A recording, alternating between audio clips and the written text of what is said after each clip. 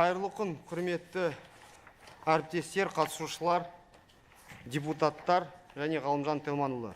Бүгін премьер-министрдің орынбасары үкімет аппаратының басшысы Қойшыбаев Ғалымжан Телманұлының төрағалығымен цифрлық даму, инновациялар және аэроғарыш өнеркәсібі министрлігінің 2023 жылғы қызметінің қорытындылары және 24 жылға арналған жоспарлары туралы кеңейтілген алқа отырысы өтуде. Ғалымжан Телманұлы, біріншіден келгеніңіз үшін рахмет, сізге сөз беруге рұқсат етіңіз. Қайырлы күн, құрметті депутаттар, құрметті әріптестер, алқа отырысына қатысушылар. Цифрлық даму қазіргі жағдайда экономиканың дамудың және халықтың өмір сүру сапасын жақсартудың маңызды фактор болып табылады, оны бәрімізге мәлім. Қазақстан бұл бағытта елеулі жетістіктерге қол жеткізді.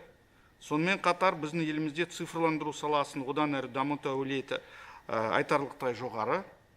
Біріншіден, бұл экономикалық, әлеуметтік аспектілерді қазіргі цифрлық әлемнің талаптары мен стандарттарына бейімдеуді талап етеді.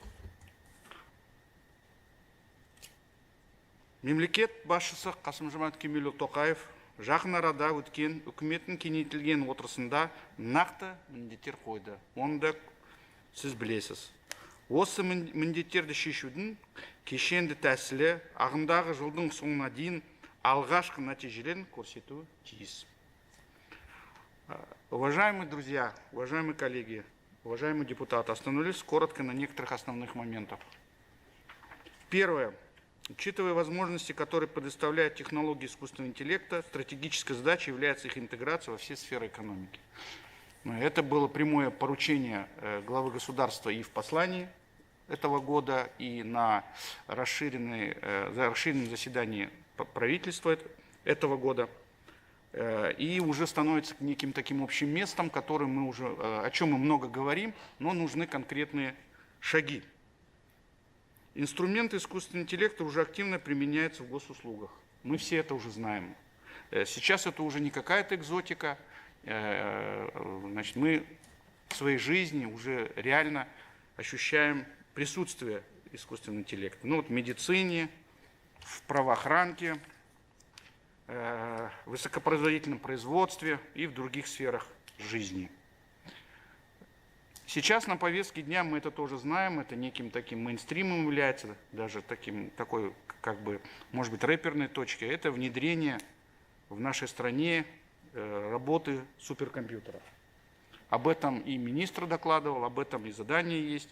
Поэтому мы считаем, что для министерства и вообще для всей сферы цифровизации нашей работа суперкомпьютера должна стать неким новым этапом, что ли, да, вообще новой вехой, новой страницей в цифровизации страны. Мы понимаем, насколько вырастет скорость и вообще качество обработки данных.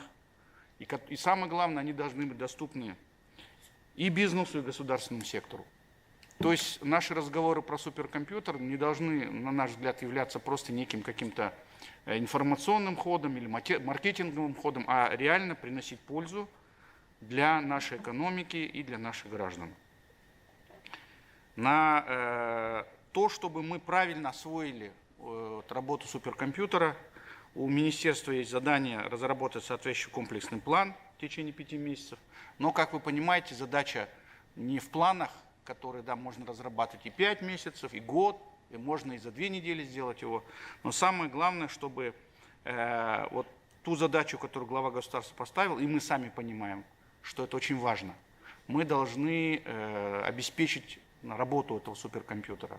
Вы знаете, что на пространстве СНГ их не так уж много, даже, может быть, он будет второй, так? Да и в мире их не так уж и много, да, то есть буквально в пределах 20-30, те, которые реально приносят какую-то пользу. Мы должны попасть как раз в ту 20-ку или 30-ку, о которых мы говорим, через, в том числе, работу этого суперкомпьютера. Те, кто разбирается в этом деле, а на этой коллегии присутствуют как раз те люди, которые в этом разбираются, как раз и должны понимать значение этой задачи и что ее надо реализовать в максимально короткие сроки и максимально качественно. Второй момент. на который я хотел бы обратить внимание, это то, что мы с вами называли человекоцентричный подход при взаимодействии государства с гражданным бизнесом, при оптимизации бизнес-процессов и так далее. Это то, чем мы последние 2-3 года на своих брейнстормингах, которые вот раз в месяц я тоже проводил, с цифровыми вице-министрами, с руководством министерства, мы хотели как раз сделать некий рывок такой в цифровизации госуслуг, если говорить таким бюрократическим языком. А если говорить нормальным языком, то это как раз оцифровка жизненных ситуаций. Ну и здесь, конечно, есть определенные достижения, на которых не надо сильно останавливаться, их надо просто иметь в виду, двигаться дальше. Это мы знаем, вот эти онлайн, значит, юстиция, там ипотеку оформляется онлайн. Вот я просто на своем опыте знаю, вот с нашими коллегами, особенно из ближнего зарубежья, ну, как сейчас принято говорить, наши сервисы там по продаже автомобилей, даже квартир, которые в 1-2 клика делаются, это для многих это действительно серьезный прорыв, за который можно честно смотреть людям в глаза. Но, опять же, еще раз хочу сказать, что на этом не надо останавливаться, надо расширять этот перечень, то, что мы называли проактивные услуги. Да? То есть сейчас задача стоит даже не просто идти следом за запросом общества, да? Надо предлагать наперед. Жалғастыру сұраймыз. Сізге сөз. Рахмет.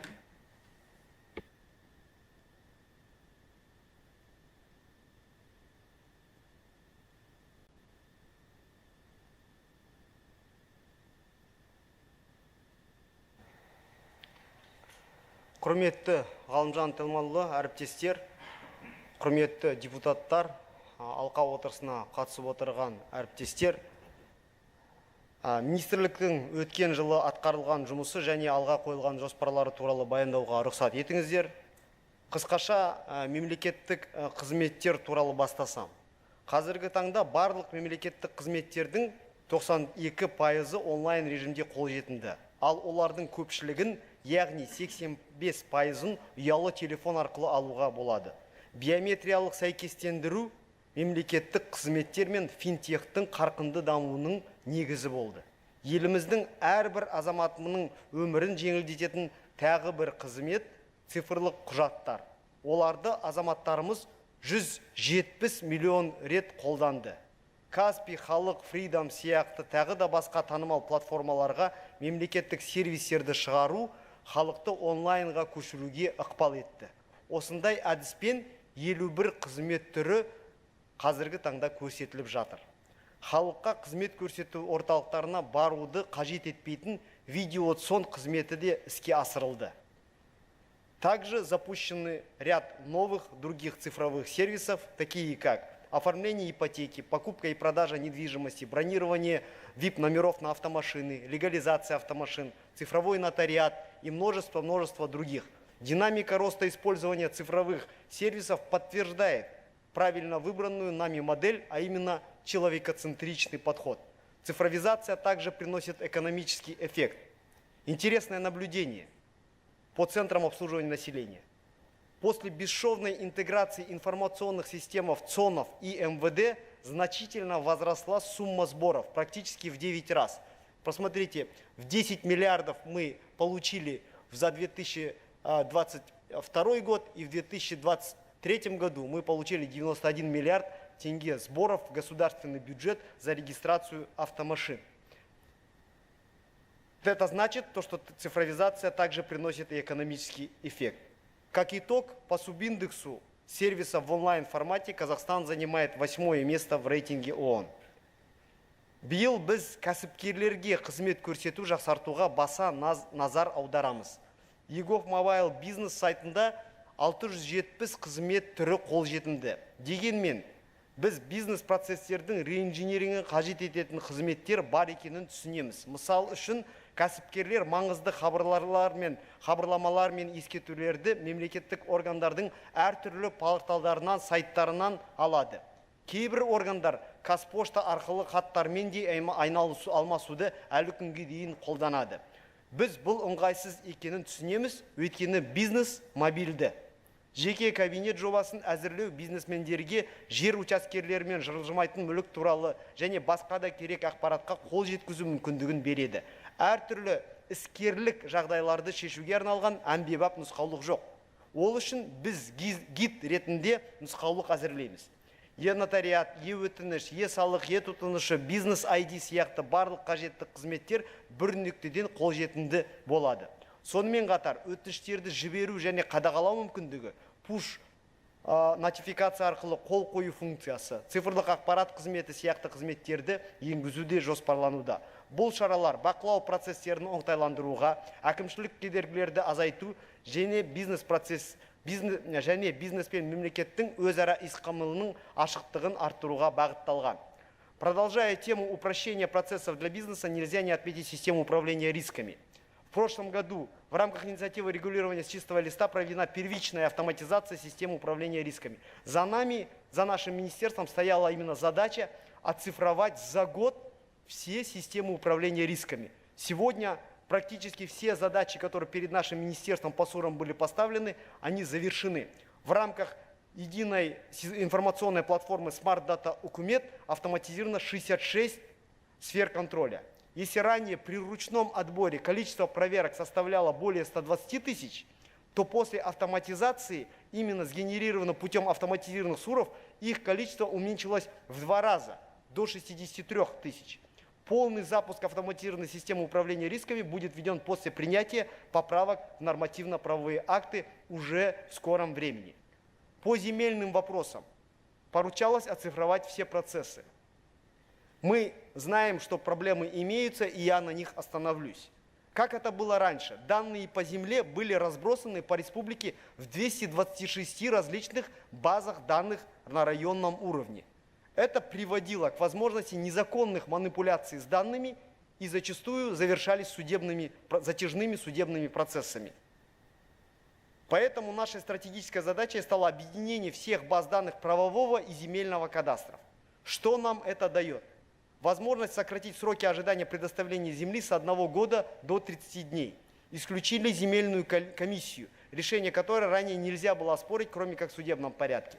Исключили ненужные документы, к примеру, земельный кадастровый план. Теперь достаточно отрисовать интересующий участок в онлайн-карте или выбрать его. Также публичная кадастровая карта предоставлен открытый доступ к цифровым генпланам и планам детальной планировки, являющейся основой для принятия решений акиматами. Тем самым дана возможность выбора земельного участка самим гражданином или бизнесменом. Уже 169 участков в 10 областях впервые выданы без бумаг и непосредственного контакта с акиматами. Однако процесс оцифровки открывает все больше проблемных вопросов в данной отрасли. Только около 20% ПДП на сегодня имеют корректный цифровой формат и координатную привязку. Акиматами на сегодняшний день предоставлены 103 постановления об отмене ПДП из-за множества случаев несоответствия ПДП с генпланами. Впоследствии темпы выдачи земельных участков по сравнению с прошлым годом сократились до 87%. За 4 месяца гражданами подано 17 тысяч заявлений, однако по 10% только лишь приняты положительные решения. Галымжан Телманович, здесь необходимо отметить важность работы акиматов и профильного Министерства промышленности и строительства по качественной оцифровке генпланов и ПДП. Соответствующие протокольные поручения мы закрепим, но мы с себя ответственность не снимаем.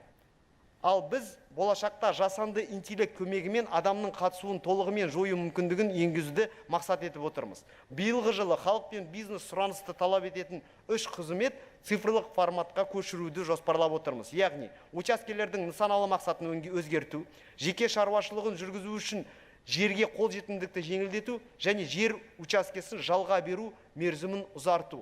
Бұл процесстер бүгінгі таңда қағаз жүзінде жүзеге асырылады. Ал азаматтарды жиі сотқа жүгінуге мәжбүрлейтін жер телімдерінің қабаттасуын жою мақсатында жаңа қазақстандық координат жүйесі бойынша картографиялық негіз қалыптастыруды аяқтап жатырмыз. Бұған дейін біз кеңестік координат жүйесін қолдандық. Платформа Smart Data Ukumet – это наша Big Data страны. Фактически это озеро данных, которое является основой перехода к искусственному интеллекту. На сегодня она в онлайн-формате регулярно собирает сведения с 93 баз данных государственных органов и организаций. В течение 3 лет будем проводить работу по накоплению всех обезличенных данных, в том числе квазигоскомпаний и субъектов предпринимательства. Для этого нужно завершить подключение баз данных госорганов, сформировать перечень данных, которыми обладают субъекты предпринимательства, и обеспечить их передачу. Здесь также важно нормативное урегулирование этого вопроса. СДУ-дың артықшылығы, үлкен деректермен жұмыс істеу мүмкіндігі. Біз осы платформа негізінде цифрлық отбасы картасын жасадық. Осы жоба аясында 6,3 миллион отбасы туралы деректер цифрландырылды. Күн сайын 20 мемлекеттік органдардың деректері қорынан 100-ден астам көрсеткіші жиналады. Бұл әрбір отбасының өмір сүру деңгейін анықтауға көмек көрсетеді. 30 қызмет түрі проактивті форматқа ауыстырылды. Бұл Big Data негізінде не істелуде? Мысалы, баспана алу кезегі кейсін айтып берейін. Бұған дейін кезектер, баспанаға кезектер әрбір әкімдіктердің базасында жүргізілетін. Ал біз бір тұтас базаға кезектерді біріктірдік.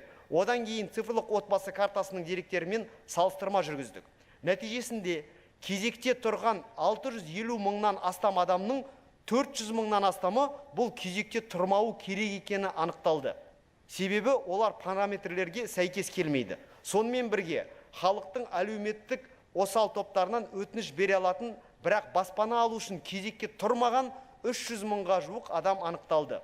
Жұмыссыз адамдарды жұмысқа орналастыруда, алимент өндіруде, алқабилерді құруда, әскери қызметтің кейінге қалдыруда, қоршаған ортаны бақылауда көмек көрсету сияқты басқа да бизнес кейстер бар. Бұл кейстердің барлығы уақыт аралығын қысқартты, немесе экономикалық нәтиже берді. Біз бұл сияқты бастамаларды жалғастыруға дайынбыз. Уважаемый Галымжан Тельманович, главой государства поставлена задача по переходу на платформенную модель. Об этом вы еще раз только что отметили.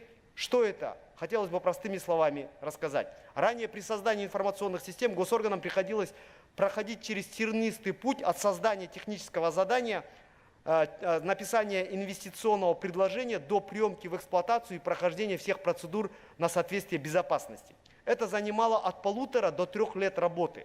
Сейчас нами создана платформа Костех.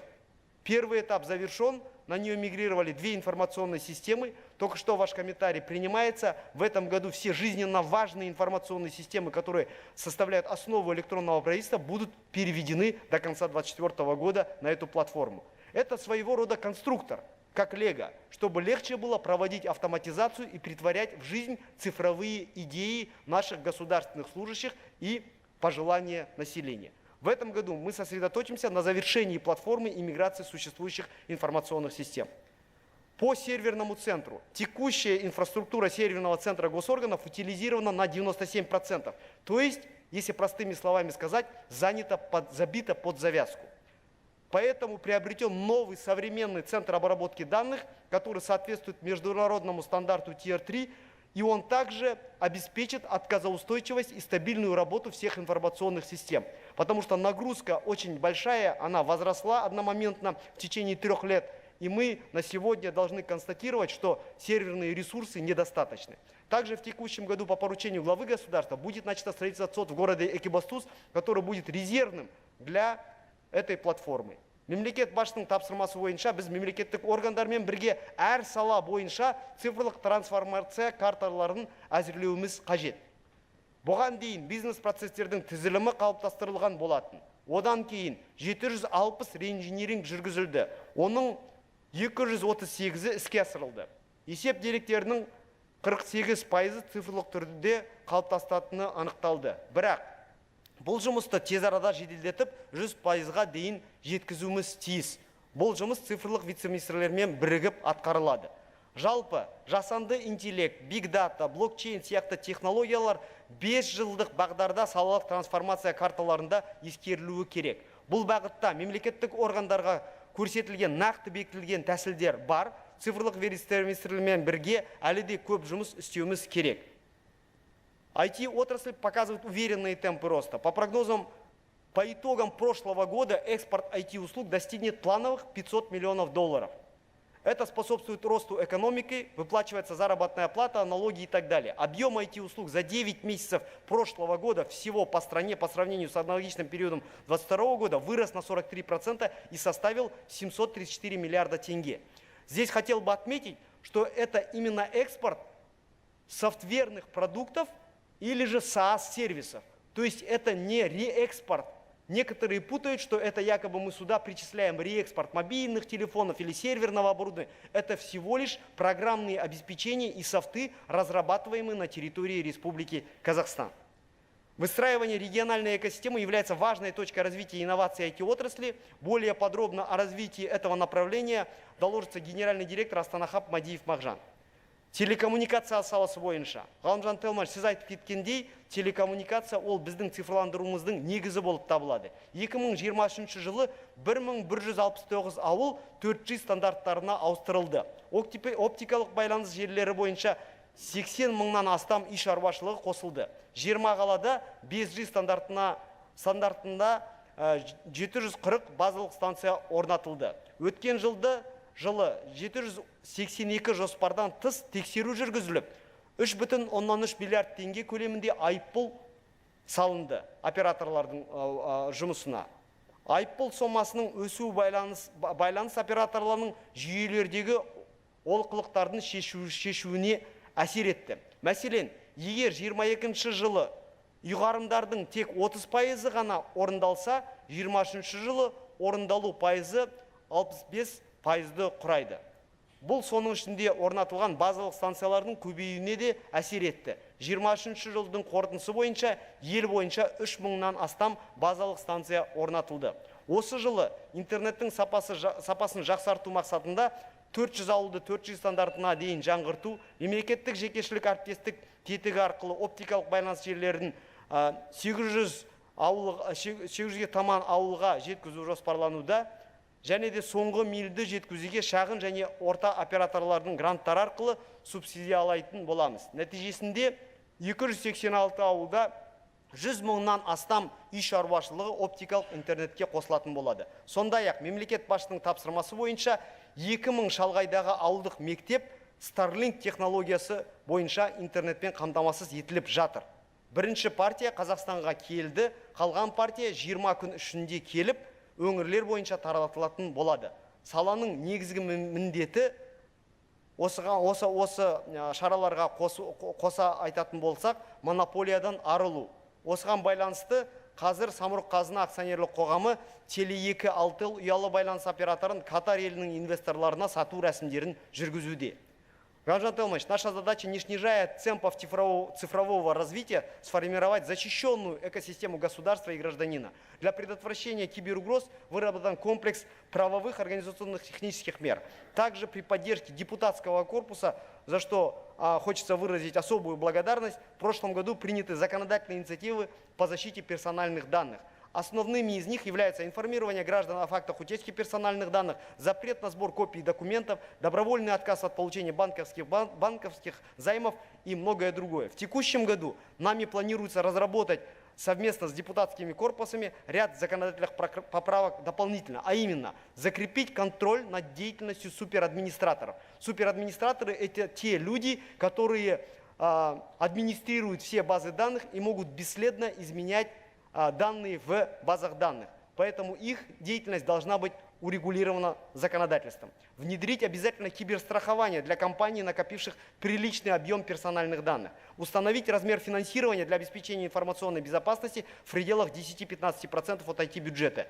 И увеличение штрафов за нарушение информбезопасности и персональных данных в 3 раза. Құқықтық шаралармен қатар ұйымдастырушылық техникалық шараларда қабылдануда. Киберқауіпсіздік қызметтерінің жеткілікті нарығы қалыптасты. Өткен жылы осал тұстарды анықтау платформасы Bug Bounty құқықтық мәртебесі қабылданды. Платформа 2000-нан астам тәуелсіз киберқауіпсіздік сарапшыларын тартты. Олардың 2000-нан астам осалдық туралы есептері алынды. Сондай-ақ біз халықты кеңірек қамту үшін биыл халықты оқыту және ақпараттандыру платформасы іске қосамыз. Ақпараттық жүйелердің бастапқы қолданғы өзгерістерді қадағалау және осалдықтарды анықтау мақсатында электрондық үкіметтің бірыңғай репозиториясын іске қосамыз.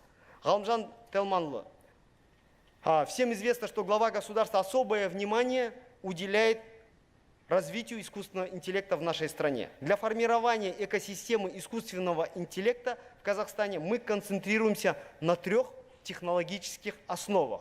Во-первых, это данные. Только что я говорил про Smart Data Ucumет. Здесь мы имеем определенный задел, где собрано 93 базы данных, но этого мало, мы дальше будем продолжать эту работу. Во-вторых, достаточные вычислительные мощности. Для этого мы работаем с партнерами, зарубежными партнерами и Самрук-Казна над созданием суперкомпьютера. Уже в июне этого года будет введен первый этап этой работы. В-третьих, научная работа по созданию казахстанской большой языковой модели. Здесь мы работаем совместно с Министерством науки и высшего образования и Назарбаев университетом и другими институтами. Научные работники, стартаперы и энтузиасты в сфере искусственного интеллекта, используя нашу языковую модель, должны иметь доступ к национальной платформе искусственного интеллекта, через которую они должны иметь доступ к достаточному объему данных и вычислительным мощностям для разработки и тренировки своих моделей. Но для того, чтобы этих энтузиастов в сфере искусственного интеллекта и стартаперов становилось больше, нам нужно работать над укреплением человеческого капитала. Мы планируем в рамках программы Техорда выделить 15% ваучеров специально для обучения специалистов в сфере искусственного интеллекта, и совместно Миннауки вводятся дисциплины по искусственному интеллекту в 3 вузах страны в сотрудничестве с зарубежными университетами. Осы мүмкіндікті пайдалана отырып, заңнамалық бастамаларды қолдағаны үшін жоғарғы және төменгі палата депутаттарына алғысымды білдіргім келеді. Биылғы жылы осы платформаны институционалдыруға бағытталған бастамаларды әзірлеу және цифрлық кодексті даярлау және мемлекеттік басшының тапсырмаларын орындау жоспарлануда. Барлығыңызға, назарларыңызға рахмет. Ғалымжан Тельманұлы, сіздің берген нұсқаулықтарыңызды және тапсырмаларыңызды толыққанды орындайтынымызды атап айтқым келеді. Барлықтарыңызға рахмет.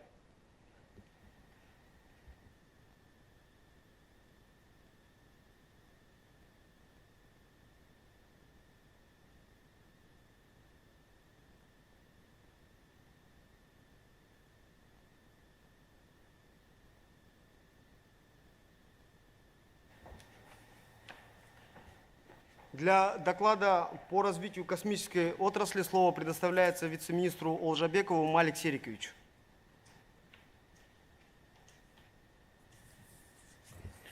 Саламатсыз ба, құрметті Ғалымжан Тельманұлы, құрметті депутаттар.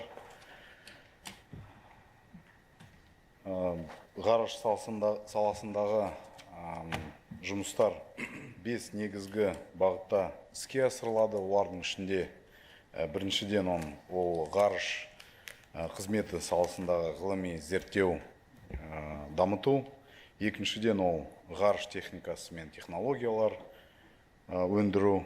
Үшіншіден, төртіншіден ол ғарыштық байланыс және ғарыштықтан зондтау ғарыштық жүйелерін құру және пайдалану.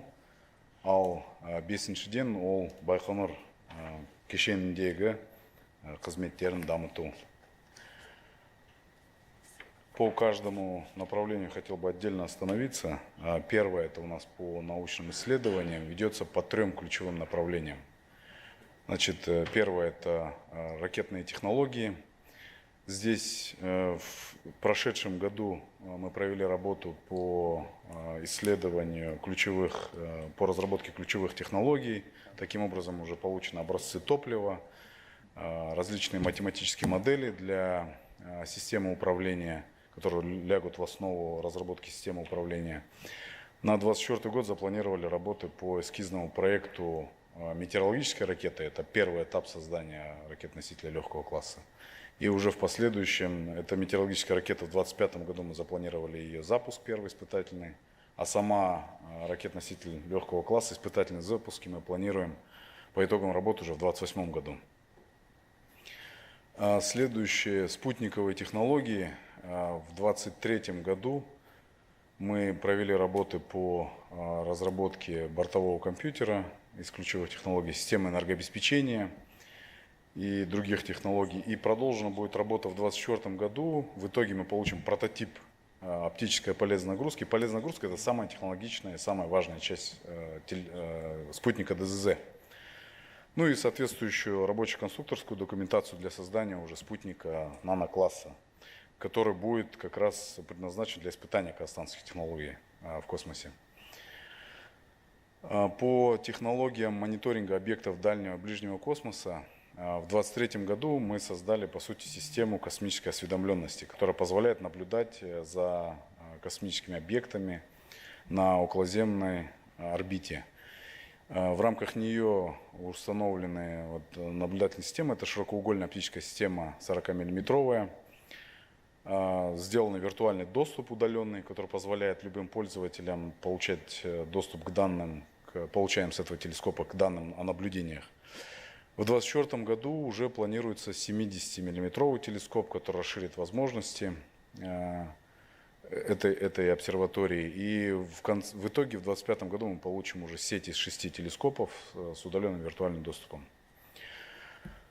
По производству космической техники у нас в прошедшем году завершена операционная квалификация сборочно-испытательного комплекса космических аппаратов и ввели его в соответствии с промышленной эксплуатацию.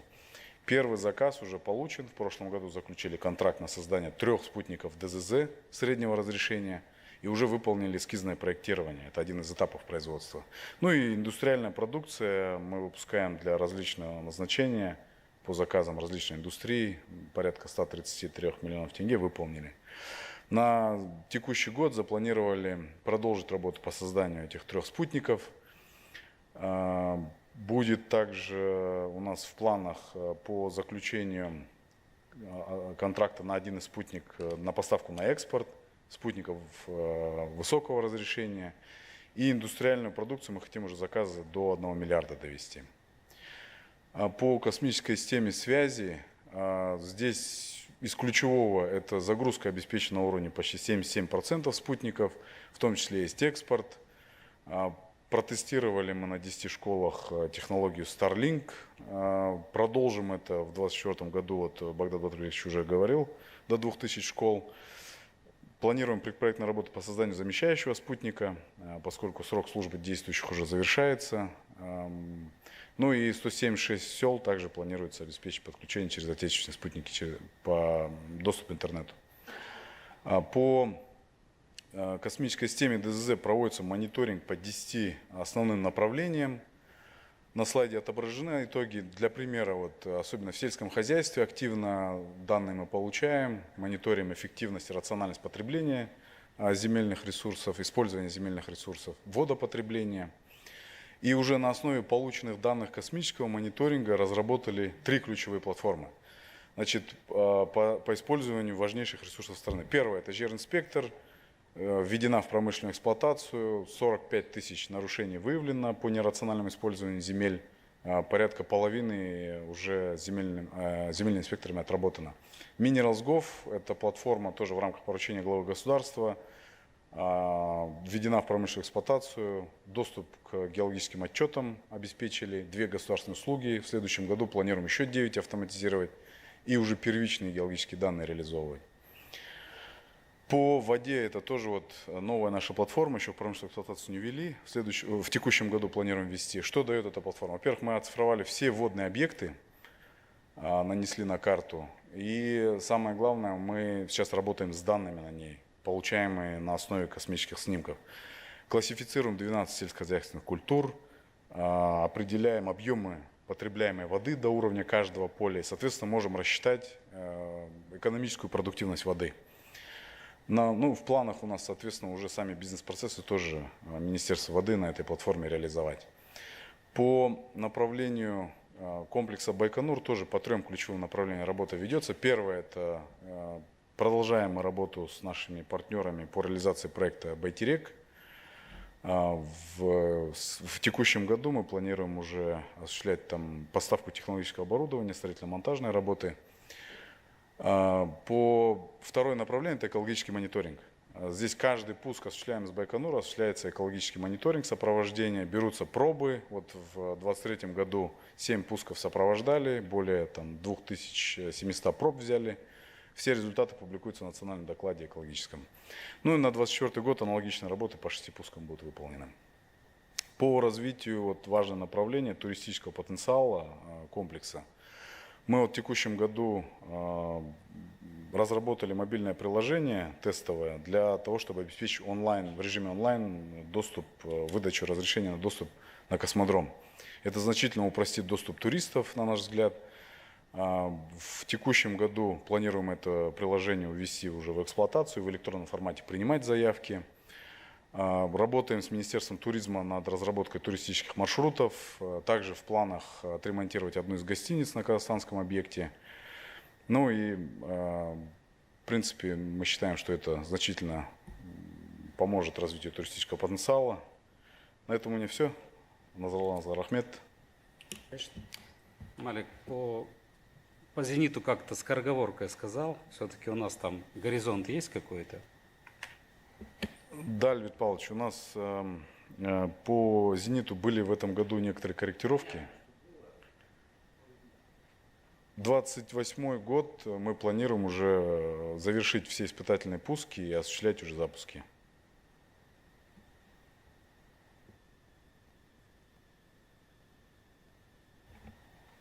Малик Серікұлы, рахмет баяндамаңызға. Келесі сөз бізде құқықтық салада көмек көрсетіп жатқан және цифрландыруды ілгері тартуда қосып жатқан үлестері депутаттармен қосып жатқан үлестері өте мол. Жоғарғы палатаның спикерінің орынбасары Жақып Қажманұлы осында отыр. Бір-екі ауыз сөз қоссаңыз. Уважаемый Галмжан Тельманович, Багдад Бадырбекович, я хотел бы привести два конкретных примера из деятельности правоохранительных и судебных органов, а потом объясню, почему я их привожу. В 2017 году в Генеральной прокуратуре, Багдад Бадырбекович, мы с вами создавали уголовное дело. До этого дела были только на бумаге. В год 500 000. 500 тысяч уголовных дел в год.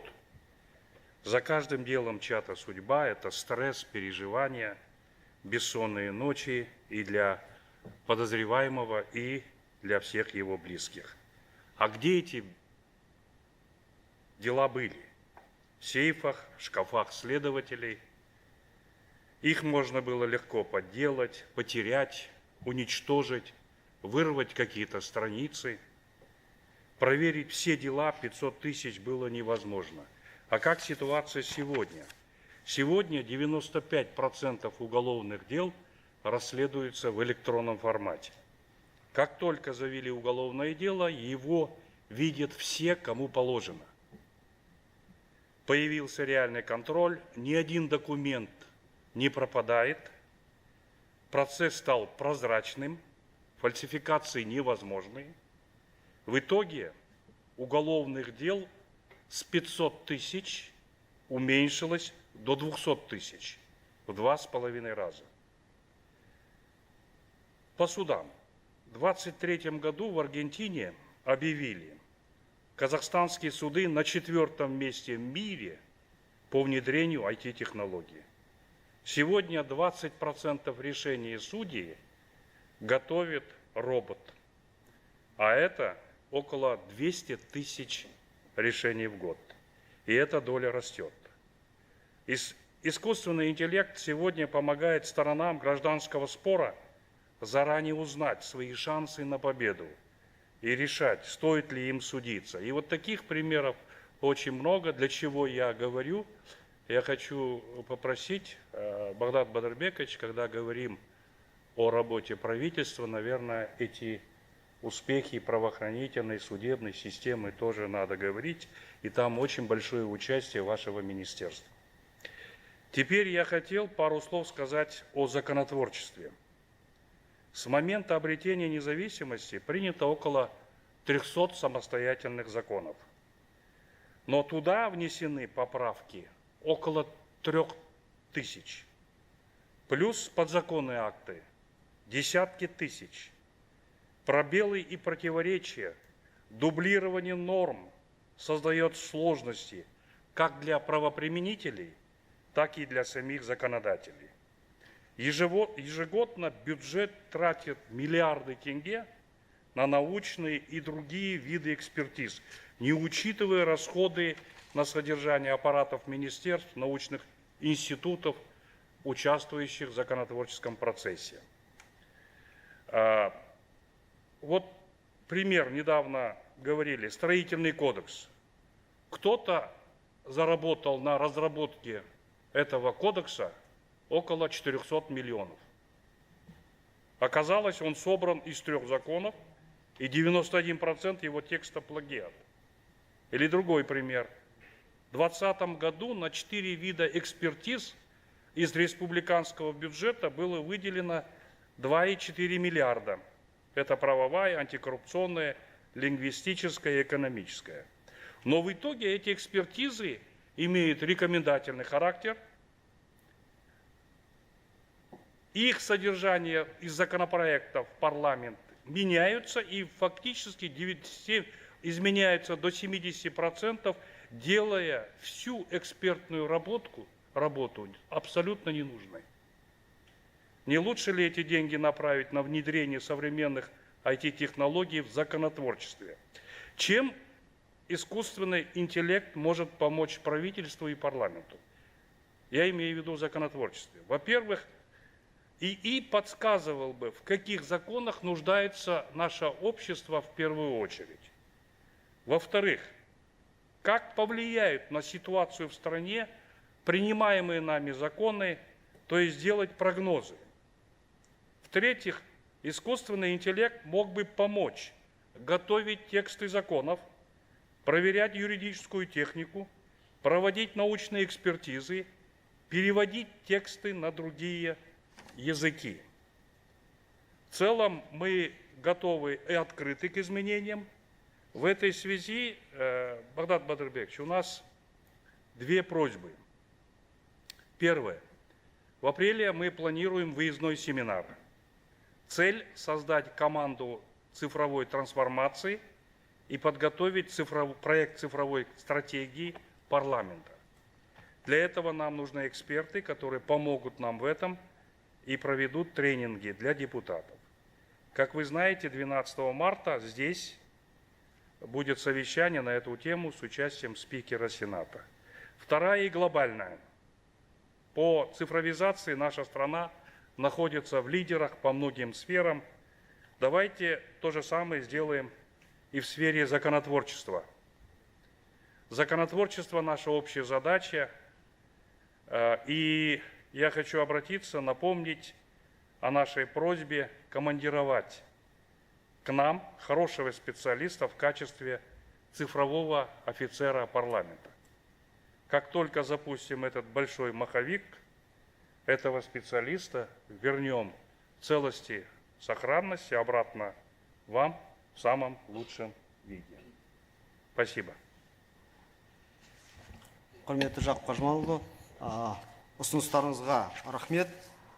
Следующее слово хотел бы предоставить депутату Мажилиса парламента Екатерине Васильевне Смышляевой. Хотел бы отметить, что мы с Екатериной Васильевной очень много норм вырабатывали, и именно при ее непосредственном участии, можно сказать, несколько законопроектов в прошлом году вступили в силу. Поэтому Екатерина Васильевна очень широко погружена, очень глубоко погружена в нашу сферу. Пожалуйста, прошу. Спасибо, Батырбекович, уважаемые коллеги. Наверное, я об этой работе нашей совместной правовой расскажу, потому что на самом деле все инициативы, которые мы сегодня видели, они, конечно, не могут и быть реализованы, и влиять на в целом законодательную систему, на регулирование этих процессов. Поэтому буквально несколько слов о том, как работает законотворческая машина по обеспечению развития инноваций. Значит, во-первых, хочу сказать, что прошлый год, 2023 год, был годом вступления в силу нескольких законов Республики Казахстан, в частности, закон о цифровых активах. начал свою работу, и начал свою работу большой законопроект по вопросам цифровизации, в том числе отраслевой цифровизации, в котором были как раз-таки учтены все вопросы и платформенной модели электронного правительства, и ряда инноваций, которые сегодня мы уже видим реализованы успешно, и они активно поддерживаются нашими пользователями. Также в этом году, то есть в прошедшем году, в 2023 году, несколько законопроектов, которые подписаны, вступили в силу и уже начали реализовываться. Первый законопроект и закон, теперь уже Богдан Батырович про него сказал, это закон по вопросам информационной безопасности. Уникальные есть нюансы, связанные с этим законом, в частности, правовая легализация, будем так говорить, платформы Bug Bounty. Не многие страны мира решаются на такой подход. Мы решились, и сегодня показывает практика, эта платформа активно работает, действительно помогая обеспечить безопасность объектов информатизации. Значит, госконтроль в этом году был введен в сфере безопасности данных. Это тоже большая победа. 4 по-моему, мы проходили анализ регуляторного воздействия, были определенные сложности, но тем не менее институт заработал. Ну и так далее, не буду вдаваться в подробности. Значит, следующий законопроект был связан с реформированием подведомственных организаций Министерства цифрового развития, которые непосредственно связаны с исполнением вот всех этих направлений деятельности, в частности, с госкорпорацией правительства для граждан, которая является входными воротами для реализации государственных услуг. В этом году мы ее, значительно, будем так, на уровне закона трансформировали. Надеемся, что первые результаты получим в самые ближайшие месяцы. Далее, буквально сегодня во втором чтении принят проект закона Республики Казахстан по вопросам связи. Это ключевой момент, потому что на самом деле мы можем сколько угодно штрафовать наших операторов, но если мы не будем создавать условия для развития инфраструктуры связи, а таких барьеров законодательных было достаточно много, то мы не получим результата. Вот с Министерством цифрового развития мы отработали все вот эти вот болевые точки, и сегодня законопроект принят, включая то, что в рамках данного законопроекта будет регулироваться в том числе работа технологии Starlink в Казахстане, то есть в рамках пилотного проекта, но тем не менее правовые условия созданы. Значит, коллеги, это то, что, будем так говорить, реализовано. В настоящее время текущие наши задачи, текущая наша работа, в настоящее время в Мажилисе парламента находятся проекты закона по управлению данными и реформе национальной статистики. Это совместный законопроект. Тут, можно сказать, два администратора. Это агентство по стратегическому планированию и Министерство цифрового развития, потому что именно в рамках этого законопроекта мы работаем с регуляторной политикой в области управления большими данными. Нам предстоит еще большая работа, оперативная работа, значит, по этим вопросам. Здесь же первые регуляторные касания будут связаны, которые с искусственным интеллектом. Сейчас мы их обсуждаем, потому что здесь тоже осторожно надо быть, но тем не менее, да. Значит, кроме того, вот это озеро данных, о котором сейчас Богдан Батырович говорил, как раз регуляторная подушка будет в этом проекте закона. Мы надеемся, она будет эффективная. Далее находится сейчас в парламенте проект закона о регулировании облачных технологий работы центров обработки данных. По облачным технологиям понятно.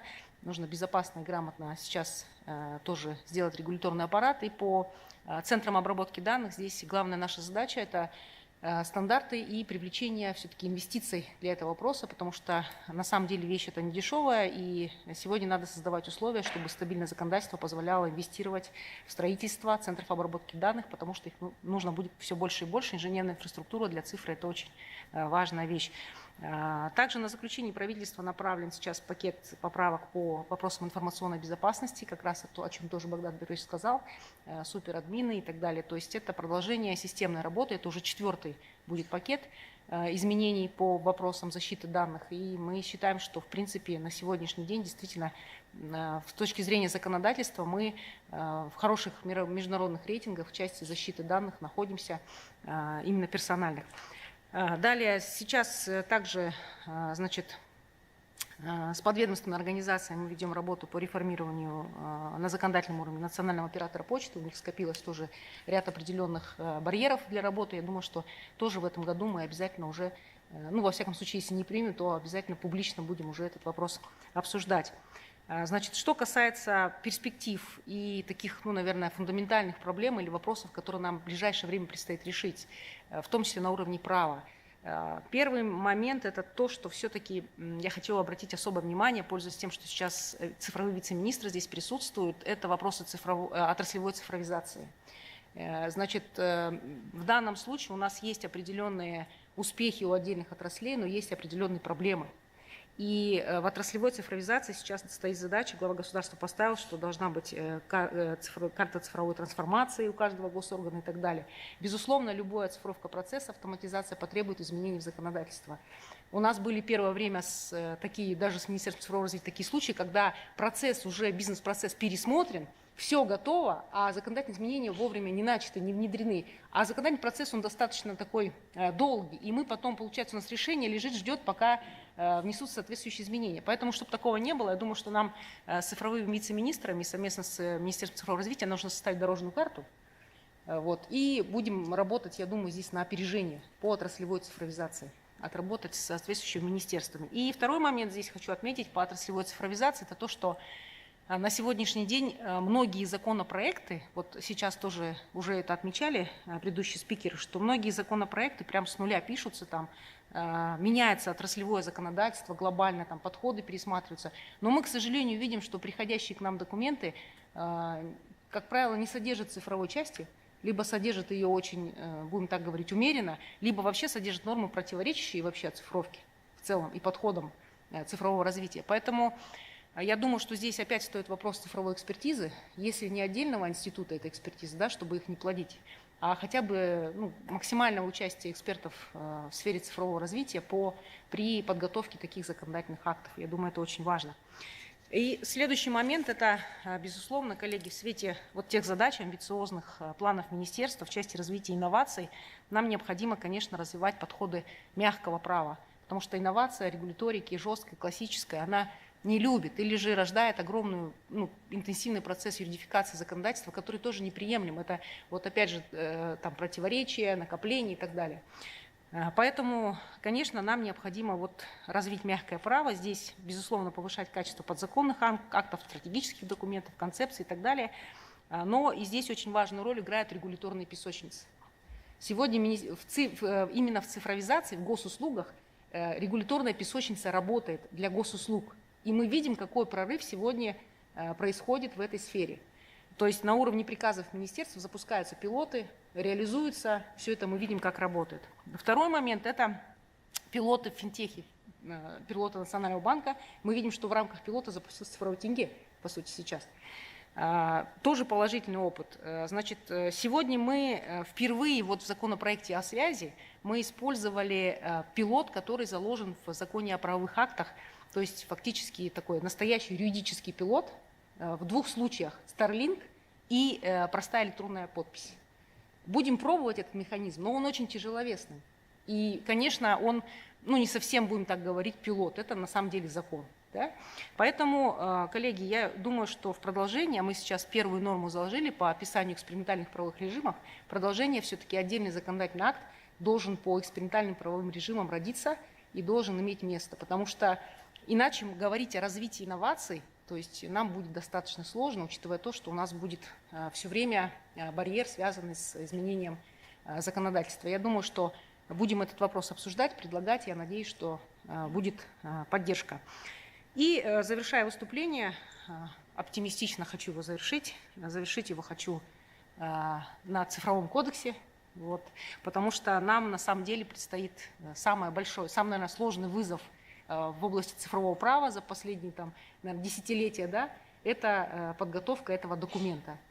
И тут, коллеги, я хочу обратить внимание, что раз уж мы замахнулись на кодификацию, то есть повышение уровня законодательного документа в сфере, инновационной сфере, по большому счету, да, то мы должны понимать, что мы сейчас, по сути, вступаем в противоречие с очень многими отраслями права, создавая цифровой кодекс. Поэтому здесь, я думаю, нам понадобится... Вот сейчас уже беспрецедентный такой шаг сделан Министерство цифрового развития. По сути, начали обсуждение проекта кодекса до момента его даже внесения в Мажилис. То есть это, на мой взгляд, хорошая практика. Сейчас больше 100 экспертов уже в группе состоит. Это обсуждение по разделам, по главам уже идет активно. И, на мой взгляд, чем более открытым будет это обсуждение происходить, тем качественнее будет документ. Еще хотелось бы, чтобы сюда все-таки подключились наши исследовательские институты, научные институты, потому что сейчас вопрос, значит, гражданского права встанет, там, будем мы пересекаться. Нужно определиться с такими фундаментальными сущностями, это право собственности, значит, и так далее. То есть поэтому, коллеги, огромная работа предстоит, но под эту работу, конечно, нам вот нужно какой-то такой, будем так говорить, центр компетенции создать, наверное, совместный, да, и работать очень серьезно над этим документом, как до внесения в парламент, так и после. Со своей стороны мы готовы эту работу активно вести и серьезно работать над новым законодательным уровнем регулирования цифрового развития. Спасибо. Спасибо, Екатерина Васильевна. Ряд ваших предложений разрешите мы включим в протокол по согласованию Галымжана Телмановича. Теперь хотел бы перейти к сфере искусственного интеллекта. Мы как государство делаем первые шаги в этом направлении, но мы уже сейчас видим ребят, энтузиастов, так сказать, с интерпренерским началом, которые делают первые шаги уже не здесь, а в Кремниевой долине. Сегодня на коллегии присутствует разработчик, специалист по искусственному интеллекту Ерзат Дулат, является основателем стартап-проекта Higgsfield AI, который привлек уже с международных венчурных фондов финансирование. Прошу, Дулат, вам слово.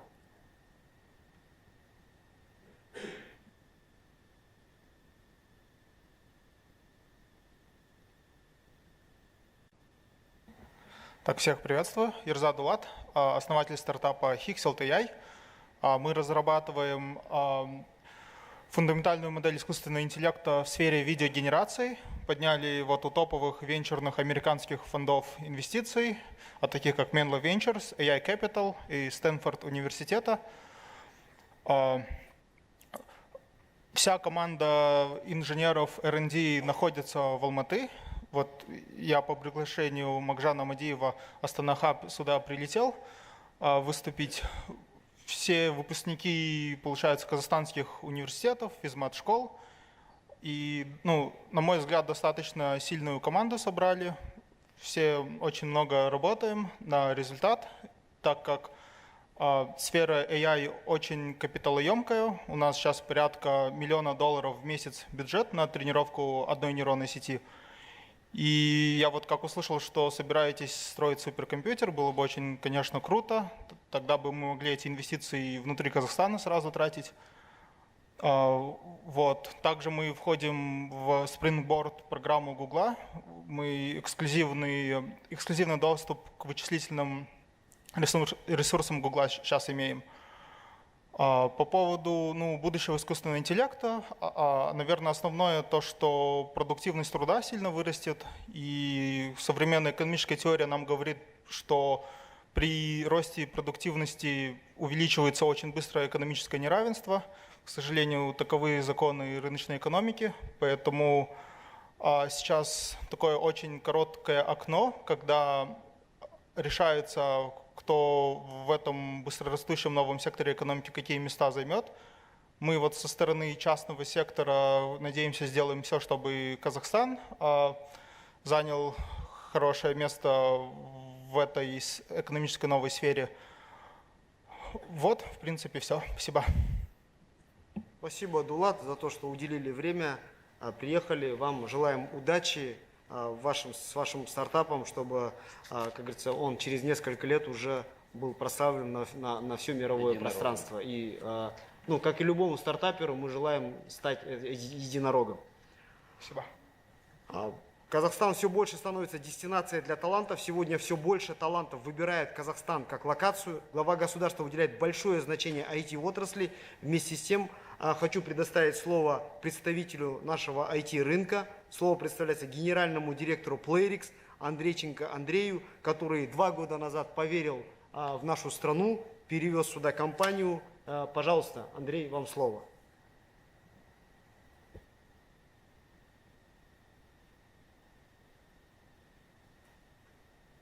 Здравствуйте. Всем большое спасибо за возможность выступить и немножко рассказать про происходящее.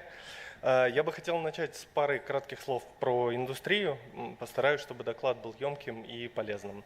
За 2023 год игровая индустрия была одной из самых быстрорастущих сфер в индустрии цифровых развлечений. Капитализация, точнее прибыль индустрии за 2023 год достигла 250 миллиардов долларов. По оценкам большинства финансовых аналитиков и крупных компаний ожидается ежегодный рост порядка 10%. В этой сумме очень большую долю занимает прибыль компаний, занимающихся мобильными приложениями, то есть это мобильные игры и мобильная реклама. Она составляет более половины от этой суммы, то есть там порядка 150-180 миллиардов долларов каждый год. Playrix как компания является одним из ведущих разработчиков мобильных игр в мире. За последние 3 года мы стабильно занимаем место в тройке лидеров по обороту, по денежному обороту, и занимаем первое место в регионе Европы, Центральной Азии и Африки. В этом году компании исполняется 20 лет. У нас более 2500 сотрудников, более 10 офисов в разных странах мира. По данным Forbes, по итогам 2023 года Playrix оценивается в сумму более 17 миллиардов долларов. А оборот наших продуктов за 2023 год составил более 2,8 миллиарда долларов чистой прибыли по, опять же, оценкам независимых источников. На данный момент в нашем портфолио находится 7 продуктов, 4 флагманских игры и 3 новых. Наши флагманы уже, каждая из игр заработала более миллиарда долларов, и все наши продукты суммарно загрузили почти 2,5 миллиарда раз. Я думаю, что в этом году мы преодолеем точно эту отметку. Ежемесячная аудитория игр составляет более 100 миллионов игроков, и продукты стабильно входят в топ-10 по прибыли в большинстве регионов. В Казахстане офис у нас открылся 2 года назад. Мы достаточно долго шли к этому решению. Ранее работали с казахстанскими специалистами через средства ИП, контрактов и так далее, но по приглашению Министерства цифрового развития и Астана Хаба в конце 2021 года, в начале 2022 года мы открыли официально офис компании. С этого момента у нас двукратно выросло количество сотрудников казахстанцев, то есть сейчас у нас более 50 человек. Это все высококвалифицированные ребята, которые в основном получали образование в казахских вузах. И мы видим очень хороший тренд с точки зрения развития этого направления, развития найма, потому что видим очень сильную математическую школу. Также более 190 сотрудников были релоцированы в Республику Казахстан из разных стран. В основном это, конечно, Россия, Украина и Беларусь. Но также мы в последнее время наблюдаем возможность привлекать сильные кадры из других стран, в том числе страны Европы, Азии и так далее. Соответственно, сейчас у нас более 260 сотрудников, 2 офиса в Астане и Алматы, и на данный момент месячный оборот компании в Казахстане почти составляет 3 миллиона долларов. Что здесь хочется сказать? Сегодня прозвучало очень много важных инициатив с точки зрения развития и легализации специалистов и всего остального. Мне бы от лица компании и от себя лично хотелось сказать большое спасибо всему правительству Республики Казахстан, Министерству цифрового развития, команде Астана Хаба за предоставленную возможность, потому что мы видим большой потенциал с точки зрения развития своей компании в Казахстане, и с точки зрения налоговых льгот, и с точки зрения привлечения кадров, роста.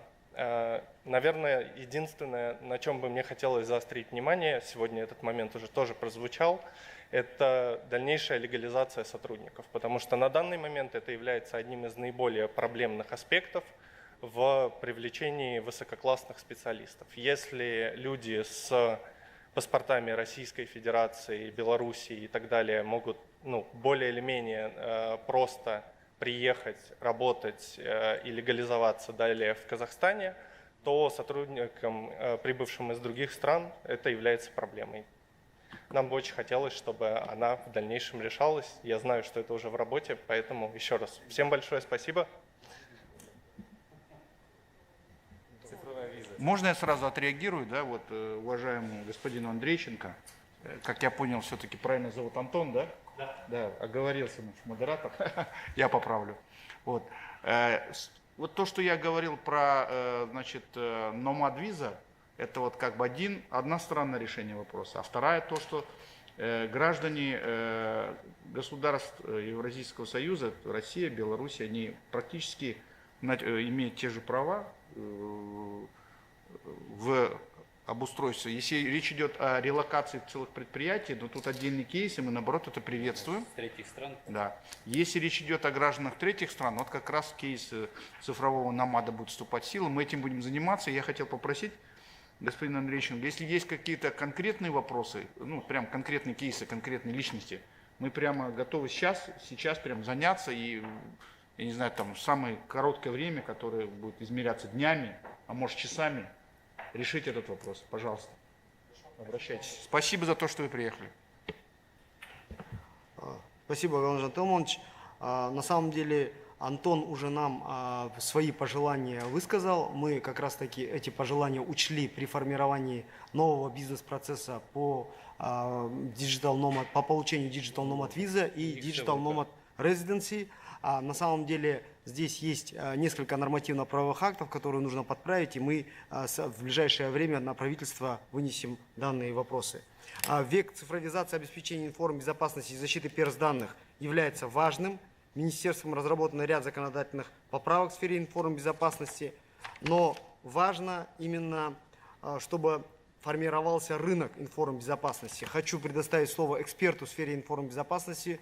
Прошу, Даурен Кайрдинович, вам слово.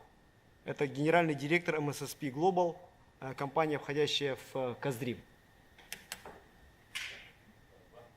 Раз, два. Да, здравствуйте. Спасибо за приглашение. Меня зовут Даурен Салипов. Я являюсь сооснователем и генеральным директором компании MSSP Global. Кратко о себе. Я также являлся основателем такой компании, как QLT по разработке программного обеспечения. Я более 15 лет в IT, и как коллеги со стартап-сферы, также у нас был стартап с оценкой $13 миллионов, с которого я вышел ради того, чтобы развивать информационную безопасность. И сейчас в полном фокусе только в этом направлении. Что сказать о компании? Компания, она у нас 100% казахстанская. Я хочу это подчеркивать постоянно. Все специалисты у нас с Казахстана обучались здесь, в Казахстане, являются выпускниками местных университетов. Компания предоставляет такие услуги, как АЦИП, Red Team, Consulting. У нас сейчас более 50 человек в штате, более 100 клиентов, и среди них есть клиенты, тоже с гордостью могу отметить, со стран таких как США, Индия, Кыргызстан, да, и Япония. То есть мы также работаем на экспорт. В том числе у нас есть собственная лаборатория по изучению вредоносного кода, в которую обращались такие компании, как IBM и Касперский. Мы являемся активными участниками международных мероприятий. В прошлом году мы именно выступили с техническими докладами на крупных 5 международных мероприятиях, которые я хотел бы отметить. Такое мероприятие, как Black Hat. Это одно из топовых мероприятий в сфере информационной безопасности, где мы выступали, там, гордо показав флаг Казахстана и рассказав интересное направление в сфере изучения вредоносных кодов и написания вредоносов. Наша компания также является компанией-разработчиком программного обеспечения. И у нас есть такие продукты, как DLP Киберстраж, Dodger – это анализ защищенности периметра 24/7, и SpyLeak – это система проверки скомпрометированных данных в Даркнете. И здесь я хотел бы перейти к тому, о чем я буду далее говорить, и о том, на чем мы хотим заострить свое внимание. Мы активно вкладываем свои ресурсы в повышение осведомленности среди госслужащих, корпоративного сектора, среди населения. В 2023 году мы обучили более 4 организаций при работе вместе с Комитетом информационной безопасности. Более 1500 слушателей прошли наши курсы, да, и мы провели 3 хакатона. Отсюда у нас только в прошлом году сформировалась наша миссия, которую мы отображаем так. как достижение полной кибергигиены в обществе, обеспечивая безопасность и защиту в цифровом мире для каждого, не выделяя госорган это или юридическая компания. То есть мы говорим о том, что все наши компании, все наши организации состоят из людей. И в первую очередь мы должны обеспечить защиту данных людей. И я хотел бы рассказать о проблемах, на которые стоит обратить внимание. Многие данные проблемы сейчас уже были озвучены, и они решаются. Это такие, как низкая оснащенность средствами защиты информации. Но хотел бы выделить вот такой момент, что мы, так как мы часто ездим на зарубежные мероприятия, то мы часто встречаем страновые стенды. То есть какие-то страны выступают единой группой и показывают все свои решения под страновым стендом, и хотели бы, и мы верим в то, что мы сможем вместе под страновым стендом Казахстан представить наши решения в сфере IT и информационной безопасности. Позвольте мне акцентировать внимание на такой проблеме, которую мы выделяем для себя и ставим целью с нею тоже работать. Это проблема образования и осведомленности. И здесь у нас есть четкие моменты, которые хотел бы вам обратить ваше внимание. Первый пункт, он понятен, низкий уровень кибергигиены. Кибергигиену мы сравниваем как со здоровьем, да? Нам доктора говорят заниматься спортом, там, не курить и так далее, но мы обращаемся к докторам только в тот момент, когда у нас что-то случается. То же самое по кибергигиене. Мы говорим о том, что необходимо ставить разные пароли, сложные пароли, потому что, как я говорил до этого, программное обеспечение Spyleak, которое у нас есть, позволяет найти скомпрометированный пароль, который подходит чаще всего ко всем почтам этого или ко всем его аккаунтам того человека, который слил свой пароль. Да? Второе направление, наверное, важно будет вам это услышать от рынка. Когда мы работаем с государственными органами, крупными организациями, зачастую руководители информационной безопасности, службы, это люди не с этой сферы, потому что мы понимаем, это люди должны быть с опытом управления, и в то время данного образования не было. Да? Соответственно, эти руководители не понимают, как им строить ИБ, с чего в первую очередь подойти, с чего начинать и как этот вопрос решить в принципе. Это такая есть проблема. Ну и третья, наверное, проблема, которая существует, это нехватка уже специалистов. Ну я уже заканчиваю. Как мы со стороны рынка хотим помочь решать данную проблему? Во втором квартале данного 2024 года мы запускаем портал CitizenSec Awareness, который закроет два основных вопроса. Первый вопрос – это методология построения информационной безопасности для руководителей и специалистов, где мы постарались рассказать об наших нормативно-правовых актах понятным языком для руководителя, чтобы он уже разговаривал с поставщиками или с комитетом информбезопасности, или с ГТС на одном языке, понимая, что от него требуют и что необходимо исполнять. Второе направление – это кибергигиена для населения. Мы все понимаем, что население сейчас в этом остро нуждается, да? Что мы планируем развивать? Развитие – это курсы по кибергигиене для госслужащих и корпоративного сектора. Здесь бы хотелось заострить внимание, что мы считаем, что необходимо внедрить обязательную сертификацию государственных служащих и квазигоссектора в сфере информационной безопасности и кибергигиены. Далее, понимая проблему нехватки кадров в сфере информационной безопасности, мы активно работаем с Астана Хаб, университетами по обучению сотрудников, по предоставлению места для практики. Мы планируем запустить в конце 2024 года CitizenSec Academy. Это система, которая позволит обучать специалистов в направлении Blue Team, Red Team и Purple Team. А основным отличием данной системы будет то, что не будет никаких курсов. Будут только задачи, и человек, вот как в играх, ветка развития, развитие навыков, скиллов. Все, наверное, играли в игры. Вот только что представитель игровой индустрии рассказывал, что мы сделаем сам подход к обучению, как будто бы человек прокачивает скиллы. И, соответственно, появляются те сертификаты, которые он закрыл, и эти сертификаты будут в дальнейшем апрувиться, да, другими специалистами.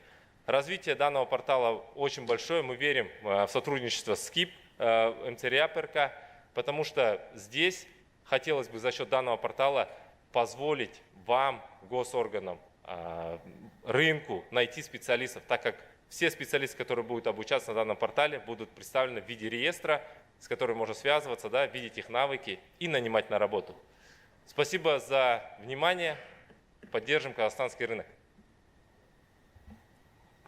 Рахмет, Дәурен, ұсыныстарыңызға. Келесі сөз кезегін Қуанышбек Бақытбекұлына бергім келеді. Жалпы біздің телекоммуникация саласы 60% клиенттер осы Қазақтелеком акционерлік қоғамының ішіне кіреді. BSG және де басқа да бастамалар бойынша қысқа да нұсқа баяндама жасасаңыз рахмет. Уважаемый Галымжан Тельманович, уважаемый Багдад Батырбекович, у меня, наверное, не столько креативный доклад, как у предыдущих докладчиков, да, поэтому я постараюсь его пройти быстро. Если позволите, что из себя представляет телеком? Телеком, как уже министр сказал, что это действительно большая машина, которая работает и обеспечивает порядка 60% рынка. Кликер,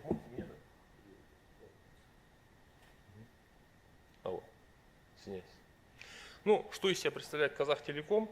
Мы более 1,9 миллионов абонентов широкополосного доступа, 14,5 миллионов абонентов сотовой связи. И сейчас номер один у нас очень быстро растущая услуга – это телевидение. Вы знаете, наше большое приложение ТВ+, оно набирает каждый месяц порядка 100 тысяч абонентов. Здесь мы являемся, по сути дела, самым большим конкурентом для всех российских телевизионных платформ. Для бизнеса у нас более 100 тысяч организаций, которые подключены к интернету. Мы являемся большим оператором контрольно-кассовых машин, это 260 тысяч контрольно-кассовых машин, это порядка 80% рынка. И у нас 190 тысяч организаций, которые у нас подключены к оператору фискальных данных. По сути дела, 15 тысяч государственных учреждений находятся, делают подключение через Казахтелеком, 5,5 тысяч больниц и около 7 тысяч школ. Ну и самая большая инфраструктура по стране, 87 тысяч километров оптики, 41 тысяча камер видеонаблюдения, 14 тысяч базовых станций по совокупности двух операторов и 2,5 миллиона, сейчас у нас большая монтированная емкость ШПД.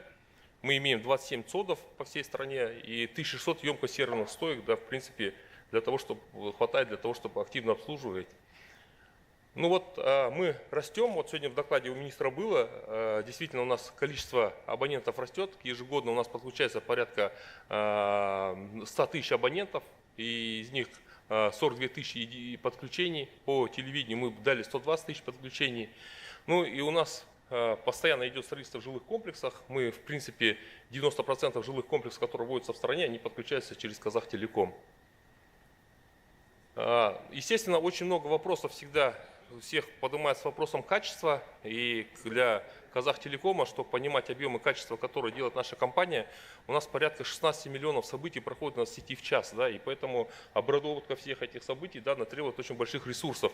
Поэтому у нас есть определенные показатели по улучшению качества, над которыми работает компания. Это запросы обращения абонентов с первого раза, ну и заявки по выполнению подключения услуг, и 95% всех заявок нужно устранить за 12 часов. У нас есть конкретные фокусы на нашей базе. Сейчас мы реализуем два крупных проекта. Это показатель качества нашего продукта скоростное и перевод с медной сети на оптику. Я хотел сказать, что 70% то, что нам приходят проблемы на колл-центр, они связаны с медными сетями. И для нас очень важно, чтобы в ближайшее время мы делали перевод с меди на оптику. Ну, объявлен годом качества продукта. Вы знаете, очень много нареканий по нашим продуктам идет. Скоростные характеристики продукта наши, это порядка 50 тысяч абонентов, будут приведены замены оконечных устройств. 98 тысяч портов мы сейчас сдаем. Это, по сути дела, из всей емкости, которую сдает страна, мы сдаем 90% портов. И 37 тысяч у нас переключены, у нас целые города, например, Курчатов, малые города, Аксай, Жанаузень. Часть Алматы и Чимкент мы планируем полностью с меди перевести на оптику. Есть города, которые полностью переведены на оптику. Например, Курчатов, у нас не осталось ни одной медной сети, она полностью переведена на оптику. Это, во-первых, позволяет сэкономить людей, которые их обслуживают. Там с 5 человек, это сейчас стало порядка 1 человека, который может обслуживать данную сеть. Дата-центры у нас действительно очень большие. У нас 27 дата-центров. В этом году мы еще один дата-центр большой запускаем. У нас 1600 стоек, которые у нас пользуются. И 6000 квадратных метров гермозон. Вот сейчас мы еще одну часть гермозон в Аколе сдаем. Она, в принципе, уже сейчас нашей клиентской частью загружена. Вот Багдад Батырбекович уже в новой программе отразили 300 стоек. Вот как раз вот 300 стоек дата-центр, который в программе «Цифровой Казахстан» у нас есть. Мы с коллегами сейчас отрабатываем. Ну, у нас очень большой трафик международный. Сейчас уже порядка 7% нашего бизнеса – это международный транзит. И вы знаете, что мы в международном транзите являемся крупными игроками. И поэтому у нас есть каналы напрямую, которые идут на Гонконг. У нас есть узлы, которые находятся во Франкфурте и Гонконге, откуда мы напрямую получаем трафик. И, соответственно, у нас сейчас идет очень большая работа по кэшированию серверов. Где-то 1,4 терабайта общего трафика, который у нас находится, уже идет из внутренних серверов. Ну вот, по сути дела, все крупные провайдеры контента, которые представлены на рынке, они у нас находятся в кэше. Вот если общий объем у нас кэша, вот мы по сути дела, наш показатель, наверное, страновой 7,1 терабит, да, там сколько каналов, мы внешний интернет 2,1, поп-узлы, которые наши 500 дают гигабит, и 4,4 это кэш-сервера. Даже вот все компьютерные игры, в том числе там PUBG и все крупные дистрибьюторы контента, они представлены у нас.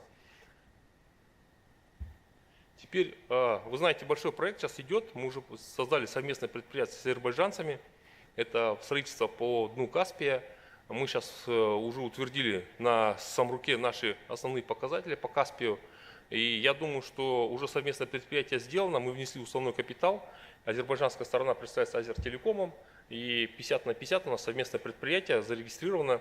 И сейчас мы уже начинаем выбор EPC-подрядчика. В этом году закончится проектировка.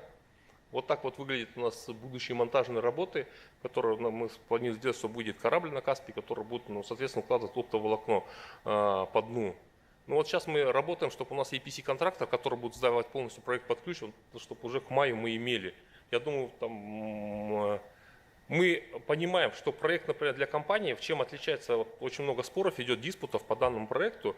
Некоторые коллеги, понятно, что для новых игроков это может как проект прибыльный, для телекома, который уже участвует в транзите, им придется передавать какую-то часть своего трафика на вот данное направление. Поэтому мы считаем, что экономика проекта для новых игроков, может, она положительная, а для нас она 0 в 0 выходит. Да? Но для страны это очень важный проект, потому что у нас 5 точек соединения идет через север и 2 точки через юг, и все равно нам нужен альтернативный маршрут, да, там, в любой случай, который будет, в принципе, для страны являться таким географическим резервированием. Ну вот Багдад Барбекович, министерство хотел поблагодарить, мы сделали большой труд, и вот сейчас уже рейтинги, вот коллегам тоже там принес сейчас материалов, если интересно ознакомиться. Мы в прошлый год очень хорошо отработали, мы здесь каждую неделю были, я каждую неделю выезжал по регионам, и у нас запущена одна из больших сейчас в странах СНГ сеть 5G, мы имеем порядка 1000 действующих базовых станций в 2 диапазонах, и сейчас, наверное, пользователи не Билайна, да, там, то они могут активно использовать эти услуги 5G, да, 2 действующих операторов. Да. Поэтому я думаю, что в принципе емкость потребления 5G очень активно растет. Я вот показывал статистику, что порядка 30% будет расти. Поэтому вот сейчас уже в рейтингах мы поднялись порядка 20 позиций в рейтинге Окла по скорости. В принципе, наша медианная скорость в Алмате является самой большой там, медианной скоростью, да, там, в Центральной Азии. Понятно, что есть куда работать, есть там, вот, сегодня Галымжан Тельмич говорил эти места, но мы с этим всем работаем, наша работа, трафик растет, потребление растет. И надеемся, вот сейчас у нас ускоренный план есть, и этот ускоренный план по 5G мы будем делать. Ну вот сферы применения 5G их много, мы, наверное, может стоит отдельную дискуссию, коллеги, открыть, чтобы здесь не открывать. На самом деле она очень активно позволит нам дальше использовать разные технологии, поэтому мы уже с министерством, думаю, очень активно эти новые применения сфер 5G отработаем. Ну вот спрос очень интересный, я просто вот минутку займу уже. Вот мобильный трафик вот в 2020 году сколько гигабит на человека требовался. Уже в 2025 году это будет 30 гигабит, в принципе, потребления. Да, там, видите, в 2030 это будет 193. Если раньше мобильное устройство мы там представляли только физические лица, сейчас наши автомобили, все наше оборудование на единицу человека приходится еще 2 дополнительных мобильных устройства, кроме самого мобильного телефона. Да? Поэтому мы думаем, что индустрия 5G позволит очень быстро и очень активно отработать. Мы делали какие-то экономические расчеты, и где-то вклад в эту экономику порядка 1 миллиарда. В принципе, у меня все. Спасибо за внимание. Прошлый год мы отработали очень хорошо. Хотел еще раз признательность нашим коллегам с министерства дать, что большая работа проведена. Мы все частотные ресурсы там получаем, там отрабатываем. Поэтому у меня больше вопросов нет. Спасибо.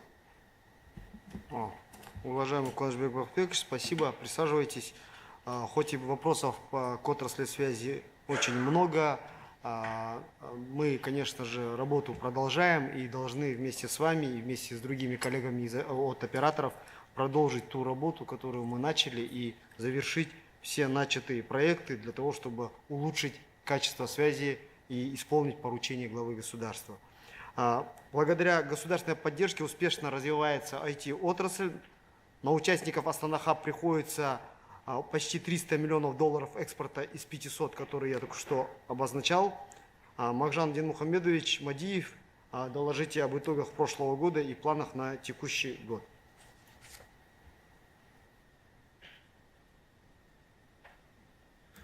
Спасибо, Багдад Батырбекович. Уважаемый Галымжан Тельманович, уважаемые депутаты, разрешите кратко рассказать о работе Астана Хаб. Наша миссия – поддерживать развитие IT-отрасли, цели по поддержке привлечения стартапами 200 миллионов долларов инвестиций и достижения 500 миллионов долларов экспортной выручки в целом по стране достигнуты, поэтому следующую цель перед нами поставили достижение 1 миллиарда экспортной выручки, начиная с 2026 года.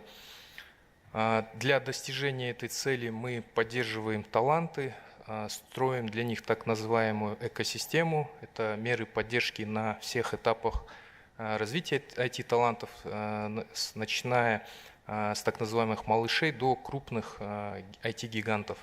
На всех этих стадиях нам есть что предложить, включая такие важные меры поддержки, как налоговые преференции, экспортные меры поддержки, обучения и так далее. На сегодня в экосистеме Астана Хаб 1400 IT-компаний, которые являются официально нашими участниками. Их выручка показывает динамичный рост. За прошлый год совокупная выручка наших резидентов составила 400 миллиардов тенге. Из них экспортная выручка порядка 30%, это 315 миллионов долларов. Для новых точек роста мы усиливаем региональную поддержку. За прошлый год запущено 12 региональных хабов, проведено около 500 мероприятий, и в сухом остатке это простимулировало создание 194 новых стартапов. Из них уже 70 IT-компаний стали нашими полноценными участниками, поэтому мы хотим в этом году эту работу усилить. Галымжан Тельманович, вы отметили в своем выступлении необходимость усиления региональной поддержки. Вот мы подготовили предложение. Вот в этом году планируется 19 регионов охватить, объем активности увеличить, и ставим задачу, что 500 новых стартапов создастся в регионах и 100 новых IT-компаний зарегистрируются в Астана Хаб. По поручению министра мы разработали программу поддержки человеческого капитала под названием ТЭК-Орда. Мы заметили, что частные IT-школы в более сжатые сроки готовят IT-специалистов, поэтому данная мера поддержки, вот тоже депутаты поддержали, пользуясь случаем, хочу выразить благодарность. Порядка 2 миллиардов тенге бюджет был выделен, ежегодно 3000 студентов готовится, по 600 тысяч тенге выделяется грант на каждого студента, но мы уже видим, что выпускники в среднем трудоустраиваются с зарплатой 453 тысячи тенге, и только за счет ИПН данная мера поддержки окупается за 13 месяцев. Очень хороший уровень трудоустройства тоже показывает, поэтому мы видим, получаем очень много интересных кейсов, когда люди меняют свою профессию, были медиками, юристами, экономистами, становятся разработчиками, запускают стартапы, мобильные игры. И мы хотели бы, чтобы таких историй становилось больше, поэтому тоже, пользуясь случаем, просим поддержать увеличение объема поддержки до 6 тысяч в год. Уже статистика показывает, что только за прошлый год рынок, молодежь сами запрашивали 26 тысяч квот, ваучеров. Мы предоставили только 3000, поэтому 6 тысяч, мы видим, такой аппетит на рынке есть и готовы эту программу дальше развивать. Также для дальнейшего масштабирования этой программы мы внедрим новый формат, это подготовка преподавателей, вузов, школ, чтобы дальше масштабировать эти навыки. Также, когда стартапы уже получают зрелость и экспортную выручку, у нас для этого есть несколько программ. Первое, это в партнерстве с Google for Startups на регион Центральной Азии мы создали сильнейший акселератор. Эта программа привлекает к нам стартапы соседних стран, это такие самые сильные таланты. которые уже привлекли 26 миллионов долларов инвестиций.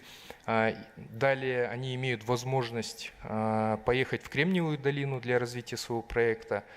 Совместно с Draper University мы предоставляем такую возможность. 30 стартапов ежегодно отправляем. И вот у нас есть хорошая новость. Казахстанский стартап Citix привлек от венчурного инвестора Тима Draper инвестиции при оценке 100 миллионов долларов. Также, чтобы эта поддержка была на постоянной основе, устойчивой основе, мы создали собственный центральноазиатский хаб в Кремниевой долине, который назвали Silk Road Innovation Hub. Таким образом, экосистема замкнулась, и все эти меры поддержки доступны на нашей платформе astanahub.com. Повышаем доступность мер поддержки, в том числе для регионов, для разных стран. И на сегодня мы видим, что экспорт тоже показывает высокую динамику. Большую часть экспорта демонстрируют компании международного масштаба. Вот, к примеру, сейчас Антон из Playrix выступал. И мы, конечно же, готовы развивать меры поддержки. В этой связи работаем над Digital Nomad Visa, Digital Nomad Residency, для того, чтобы все это облегчить через единое окно astanahub.com. Спасибо за внимание. Құрметті Ғалымжан Тылманұлы, құрметті депутаттар, әріптестер, кеңейтілген алқа отырысына қатысқаныңыз үшін алғыс айтамын. Бүгін біз өткен жыл қорытынды туралы есеп және осы жылға жоспарлар жасадық. Мемлекет басшысы министрліктің алдына бірқатар маңызды стратегиялық міндеттер қойды. Олардың шешімі Қазақстанға халықаралық аренада лайықты орын алуға мүмкіндік береді. Министрлік бұл үшін барлық шаралар қабылдайтын болады. Тағы да сіздерге келгендеріңіз үшін және нұсқаулықтарыңыз үшін зор рахмет.